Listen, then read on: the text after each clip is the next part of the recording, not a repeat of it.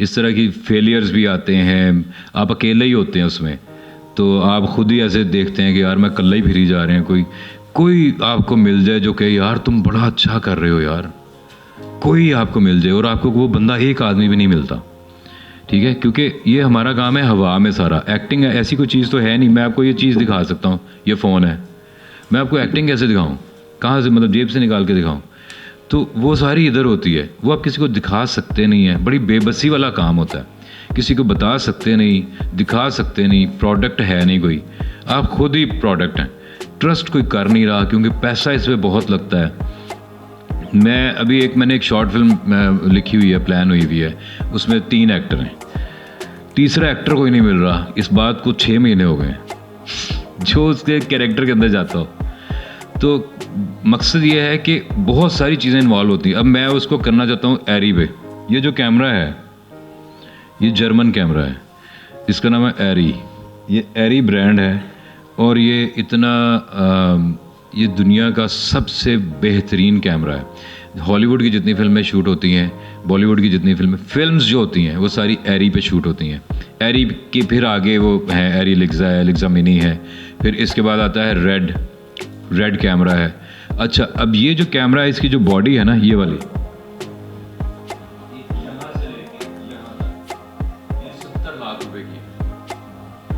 तो इसकी जो बॉडी है, इसको ब्रेन बोलते हैं, इसका जो ब्रेन है ये 70 लाख रुपए का है। इसके आगे जो लेंस लगते हैं, ये एक लेंस जो है ये 20-25 लाख रुपए का है। अब जब आप शूट पे निकलते हैं तो आपको ऐसे 4 लेंस चाहिए होते हैं, क्लोज़अप के लिए, लॉन्ग शॉट के लिए, मिड शॉट के लिए, तो या वाइड एंगल, तो आपको 4 लेंस चाहिए, जिसका मतलब है जब ये कैमरा जुड़ के ऐसे खड़ा होगा तो ये 1 करोड़ रुपये से महंगा हो जाएगा। तो जो 1 करोड़ रुपये की मशीन आपने पकड़ी हुई है, ये दुबई की शूट है, ये दुबई में हम शूटिंग कर रहे थे, कमर्शियल कर रहे थे, अफ्रीकन मॉडल थी, और उसी दिन वो फ्लाई करके अफ्रीका से आई थी और हमने दुबई में शूट करना था। तो अब इस कैमरे का रेंट है 1 लाख रुपया 8 घंटे का, और इसका जो DOP है, इसके जो ऑपरेटर हैं वो 1 लाख रुपये लेते हैं 8 घंटे का, जो मतलब एक अच्छे डिसेंट हैं, जिनके नाम बन गए हैं वो 1.5 2 लाख भी लेते हैं, ठीक है, पाकिस्तान में। अच्छा, जब मैं वेट कर रहा हूँ, मैंने ये इसी कैमरे पे शूट करनी है वो फिल्म, और मैंने वो करनी है जिस कैमरामैन के साथ उसने कराची से आना है किसी और शूट पे, तो उससे मैंने रिक्वेस्ट किया कि तुमने मेरी फिल्म भी शूट करनी है, यानी मैं उससे फेवर लूँगा, थोड़े कम पैसे दूँगा। तो अब ये सारी चीज़ें कब इकट्ठी होंगी मुझे नहीं पता, मैं खुद ये करने वाला हूँ और मेरी फिल्म ही नहीं बन रही, ठीक है।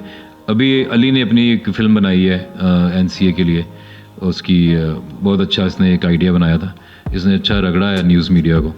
उसने इस आइडिया ये इसने बनाया कि बंदर भाग जाता है लाहौर की चिड़ियाघर से, बंदर भाग गया, और उस दिन कोई ख़ास खबर नहीं है, तो सब ने इस खबर को ये सबसे बड़ी खबर बना दिया कि जी बड़ा ज़बरदस्त बंदर था, अमेरिका ने भगाया है, ये कर दिया है, वो कर दिया है, ये तो आज़ादी का मतवाला था और आज़ाद हो गया वगैरह वगैरह।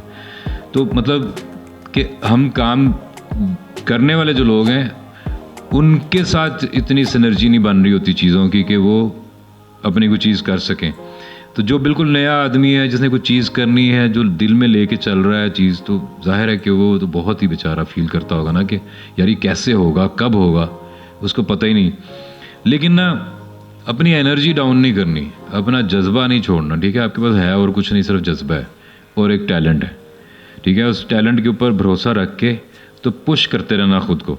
अब हम आ जाते हैं एक्टर की रूटीन क्या होनी चाहिए। एक्टर को चाहिए कि वो हेल्थी खाएगा, हेल्थी फूड खाएगा, बाहर की चीज़ें कम खाएगा, नान बिल्कुल ना खाए, और अपने चेहरे का ख्याल रखे। ये नहीं कह रहा कि फ़ायदा ब्यूटी क्रीम लगानी शुरू कर दे, लेकिन अपने चेहरे का ख्याल रखे, हेल्थी स्किन हो, लाइफस्टाइल जो है हेल्दी हो, वॉक रोज़ करे 1 घंटे की। तो मैं ये आपको बता रहा हूँ कि जो आपको ना रूटीन बनानी चाहिए अपनी, ठीक है। टाइम पे उठें, 8 घंटे की नींद लें, पानी ज़्यादा पिएं और दिमाग को पॉजिटिव रखें। ऐसा कोई भी दोस्त, कज़न, रूममेट, ऐसा कोई भी आदमी जो हर वक्त पॉलिटिकल बातें करता रहे आपसे, जिससे आपका कोई ताल्लुक़ नहीं है, जब आप वोट दे देते हैं तो अगले 5 साल आप भूल जाएं क्या हो रहा है, ठीक है। और आप 5 साल बाद आपने वोट देना, बस अब वो छोड़ दो, ठीक है। वो कारकर्दगी आप तक पहुंचेगी, वोट दे देना, जो भी होगा। नहीं पहुंचेगी, वोट ना देना। अब 5 साल हर रोज़ एक ही आई एम सॉरी टू से, बकवास करने की ज़रूरत नहीं होती। मतलब कि हम इतना वक्त ज़ाया करते हैं। दूसरा, हम अपने दोस्तों को अपना दुश्मन बना लेते हैं। ओए उन्हें की किता, ओए उन्हें की किता, मैं जानना उन्हों तो छड़ दे उन्होंने। मतलब ये क्या फजूल रोज़ाना। तो इस तरह की किसी बहस में ना पड़ें, कोई रिलीजियस बहस ना करें किसी के साथ। ईमान जो है वो अल्लाह ताला का और आपका मसला है, ठीक है। हमारे माँ बाप ने हमें जिस मज़हब में हम पैदा हुए हैं उसको फॉलो करें, जो उन्होंने बताया वो माने, जो किताबें हैं उनको माने, और अपने उसको स्ट्रेट रख के चलें। आपने अपना हिसाब देना है, उसका हिसाब आपने नहीं देना। तो ये मैं आपको बता रहा हूँ कि इन चीज़ों से ना आपकी ज़िंदगी में नेगेटिविटी पैदा होती है बहस करने से, और वो फजूल की बहस है। जैसे ही आपसे कोई बहस करने लगे, आपने फ़ौरन आपके जहन में एक लाइट ऑन होनी चाहिए कि ये वही शुरू होने लगा नेगेटिव। तो आपने उसको कहना, यार आप बहुत अच्छे हैं, आप सही कह रहे हैं, अस्सलाम वालेकुम और खुदा हाफिज़ साथ ही। तो क्योंकि उससे बचना है, आपका लंबा रास्ता है, आपकी मंजिल और है। आपका काम है आप बुक्स पढ़ें, अपनी एजुकेशन कंप्लीट करें, स्टोरीज़ पढ़ें अच्छी अच्छी, इस काम को सीखें, बिहाइंड द सीन वीडियोस जो होती हैं वो देखें ताकि आपको पता चले। तो ये मैंने आपकी रूटीन के ऊपर बात करनी थी। दूसरा ये कि जॉब्स करनी पड़ती हैं एक्टर्स को, तो उनके लिए पॉसिबल नहीं होता। जब आप जॉब करेंगे आप अपना एक्टिंग का करियर नहीं कर सकते फॉर श्योर। ऐसी कोई जॉब नहीं है कि आप जॉब भी करें और आप ये भी करें। मैं यहाँ से गुजरा हुआ हूँ, मैंने ये करके देखा हुआ है, मैंने हर तरह का जोर लगा के देखा है, नहीं होता ये, ठीक है। आप बल्कि ज़हनी तौर पे फंस जाएंगे कि आप रोज़ाना इससे गुजरेंगे कि यार मैं ऑफिस से छुट्टी कैसे लूँ, मैं इनको क्या कहूँ, मैं जॉब छोड़ दूँ या मैं ये करूँ। तो मैं इसलिए बार बार अपनी वीडियोस में कह रहा था कि जो फ्रीलांसिंग है उसकी तरफ चले जाएं। फ्रीलांसिंग जो है जिसमें कि आप लोगों का सोशल मीडिया चलाते हैं, आसान अल्फाज में लोगों की पोस्ट वगैरह डिज़ाइन करते हैं और इस तरह की जो चीज़ें करते हैं, उसके ऊपर चले जाएं। तो डिजी स्किल गवर्नमेंट का जो इदारा है, डिजी स्किल पे साइन अप करें ख़ुद को, और डिजी स्किल से एक 3 महीने का डिप्लोमा करें। वो फ्री ऑफ कॉस्ट है, ऑनलाइन होता है। आप उससे वो डिप्लोमा करके फ्रीलांसिंग कर लें, और उससे क्या होगा कि आपने उसमें करना क्या है कि आपने मुख्तलिफ़ कंपनीज़ के अकाउंट्स चलाने हैं। अकाउंट्स चलाने का मुराद ये है कि आपने फेसबुक पे उनकी वीक में 3 या 4 पोस्ट डिज़ाइन करके लगानी है, आपने एडिटिंग सीखनी है थोड़ी बहुत, आपने फ़ोटोशॉप सीखना है। तो आगे जो है ना इस वक्त यही चीज़ें होनी है। अब लोग कम जाएंगे ड्यूटीज़ के ऊपर। देखें लाहौर तो पूरा ऑनलाइन तकरीबन चला गया। अब आपने कुछ भी मंगवाना है, आपको कहीं जाने की ज़रूरत नहीं है, आप ऑनलाइन मंगवा सकते हैं। मोहल्ले के दुकानदार ने भी जो है ना अपना वो ऑनलाइन स्टोर बनाया हुआ है, ठीक है। इसलिए कि कोविड की वजह से जो चीज़ 5 साल 10 साल में होनी थी वो 1 साल में हो गई कि हर बिज़नेस ऑनलाइन चला गया। अब ये फ़िज़िकल जाके जॉब्स ढूंढनी, ये करनी ना, ये पुराना हो गया। अब हार्ड वर्किंग से ज़्यादा स्मार्ट वर्किंग का टाइम है कि वर्क स्मार्टली, मतलब हार्ड वर्किंग नहीं करनी। ये वो वाला टाइम गुजर गया कि फाइलें चुकियां ने तो खोल रहे हो, तो कार भी चुक के ले आए हो, तो पढ़ रहे हो। नहीं, अब वो नहीं है।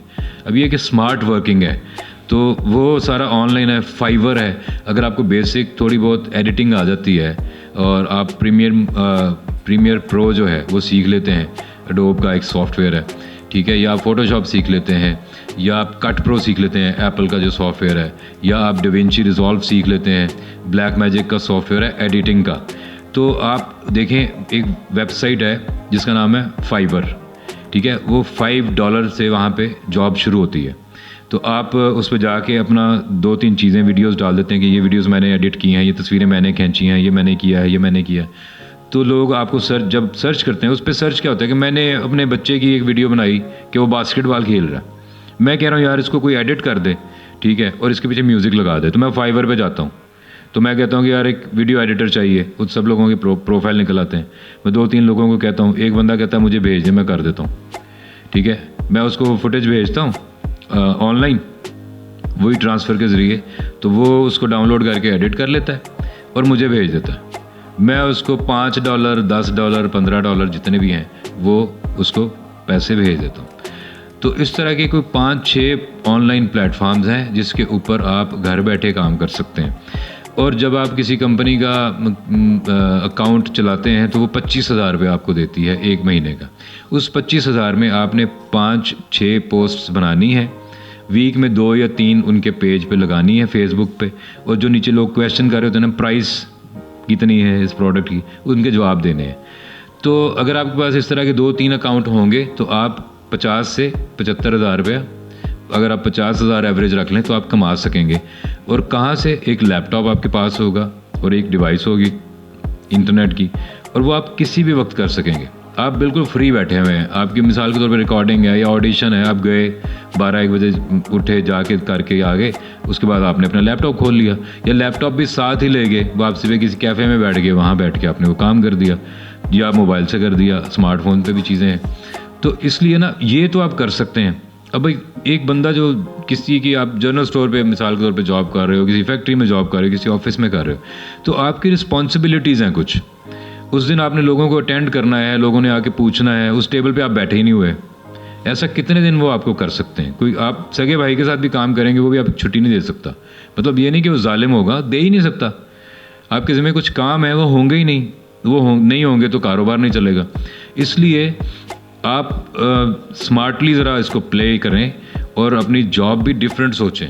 अगर इस वक्त भी आप जॉब्स कर रहे हैं या कुछ ऐसी चीज़ कर रहे हैं या करने वाले हैं, तो बेहतर है कि आप ऑनलाइन चीज़ों की तरफ जाएं, बजाय ये कि फ़िज़िकल प्रेजेंस आपकी ज़रूरी हो। यानी कि ऐसी कोई जॉब जिसमें रोज़ाना आपने कहीं जाके बैठना है और 9 से 5 बजे तक आप उधर मौजूद रहेंगे, ऐसी कोई जॉब आप नहीं कर सकेंगे। ये आप जहन में सोच लें। और वक्त ज़ाया करेंगे अगर आप ये ट्राई करेंगे कि मैं ये भी कर लूँ और ये भी कर लूँ, ऐसे नहीं हो सकता। सिर्फ सरकारी जो लोग हैं जिनकी सरकारी जॉब है वो एक्टिंग कर सके हैं, इसलिए कि वो हाज़िरी लगा के आ जाते हैं। आपको पता है बहुत सारे एक्टर्स हैं जो PTCL में जॉब करते हैं, बहुत सारे एक्टर्स हैं जो सरकारी स्कूल में टीचर्स हैं, और मुझे पता ही नहीं, उस बंदे को मैं 25 साल से जानता हूँ कि एक्टिंग कर रहा है, और मुझे पता ही नहीं कि बंदा एक्चुअली टीचर है सरकारी स्कूल में, या PTCL में है, या सुई गैस में है, मुख्तलिफ महकमों में है। सिर्फ वहीं पॉसिबल है ये कि वो हाज़िरी लगा के चले जाएं, प्राइवेट उसमें ये नहीं है। तो जॉब का मैंने आपसे ये बात करनी थी। फिर जो पैसों के मामलात हैं उसको भी सीरियसली लें, रियलिस्टिकली सोचें कि ख्वाब आपका है ये, ठीक है। कहते हैं कि नाकामी का कोई बाप नहीं होता, ठीक है, और कामयाबी के सारे बन जाते हैं। कहते मैं क्या सी है, मैं मशवरा देता सी है, मैं क्या सी यार, तो सारे ही कहेंगे। तो लेकिन ना वो आपके दुश्मन है, जाहिर है कि वो भी आपका भला ही चाहते हैं। वो भी ये कहेंगे यार कोई ऐसी जॉब कर लो, ठीक है, शादी करनी है, रिश्ता मिल जाएगा, वगैरह वगैरह सारी चीज़ें जुड़ी हुई हैं। ये आपका ख्वाब है, सिर्फ आप अपने ख्वाब में अकेले हैं कि आपने ये काम करना है, ठीक है। बाकी लोगों पे आप कोई एहसान नहीं कर रहे, ये तकलीफ़ आपको है, तो आपने ही इसका इलाज करना है। लेकिन रियलिटी ये है कि आपको पैसे भी चाहिए, ख़ुद को मेंटेन करने के लिए भी पैसे चाहिए, एक ख़ास शक्ल में रहने के लिए पैसे चाहिए, ठीक है ना, कि आपकी ग्रूमिंग ठीक हुई हो, आपने कपड़े जो हैं अच्छे पहने हुए हों, आपके पास ट्रांसपोर्ट का कोई मीन बेहतर हो, यानी कि आप बाइक पे हैं या कैसे हैं। तो इन सारी चीज़ों को मेंटेन करने के लिए पैसे चाहिए, पैसों की ज़रूरत है। पैसों की अहमियत से इनकार नहीं करना आपने, क्योंकि बाज़ दफ़ा हम इस तरह भी करते हैं कि पैसों की अहमियत को नहीं समझते, क्योंकि हमारी किसी किताब में ये लिखा नहीं हुआ, जो किताबें हम पढ़ते हैं स्कूल कॉलेज में, कि पैसे कमाने भी ज़रूरी हैं।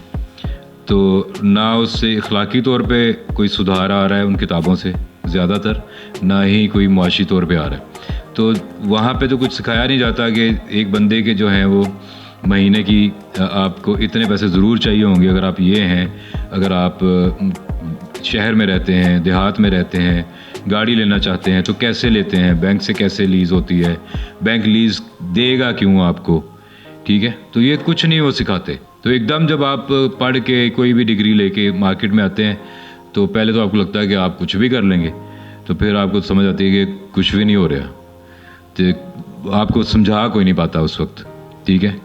स्कूल कॉलेज से आप निकल गए होते हैं, पेरेंट्स जो हैं वो वरीड होते हैं आपके लिए। तो थोड़ा आपको ये सोच के चलना है, थोड़ा रियलिटी जहन में रखनी है, और फिर इस शौक़ को आपने वो शौक़ इसीलिए कहते हैं शौक़ पालना, क्योंकि ये पालना पड़ता है बच्चे की तरह, और बच्चा आपको देता कुछ नहीं है, बच्चा सब कुछ लेता है आपसे। तो इसको जब वो बड़ा हो जाएगा तो वो होगा ना, जब आप अपना वो कर लेंगे तो तब इसका आपको फ़ायदा भी होगा।